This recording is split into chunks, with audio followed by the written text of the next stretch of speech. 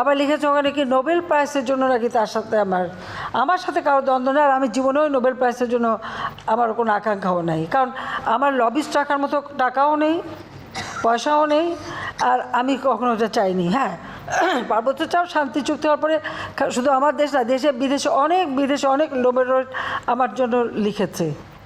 আমি তো কী পেলাম না পেলাম ওটা নিয়ে আমি কখনো, ওগুলো আমার মাথার মধ্যেও নেই। অর্থনীতি নিয়ে কাজ করলেন ব্যাংকের একজন এমডি, সে যখন একটা নোবেল প্রাইজ পায় তা তার সাথে আমি কন্টেস্ট করতে যাব কেন? পার্বত্য চট্টগ্রাম শান্তি চুক্তি আমি করেছি। পৃথিবীতে যত শান্তি চুক্তি হয়েছে খুঁজে বের করেন, শান্তি চুক্তি হয়েছে কয়টা অস্ত্রধারী আত্মসমর্পণ করেছে? আমি পার্বত্য চট্টগ্রামে শুধু শান্তি চুক্তি করিনি, 1800 জন তাদের অস্ত্রধারী ক্যাডার, তারা আমার কাছে অস্ত্র সারেন্ডার করেছে।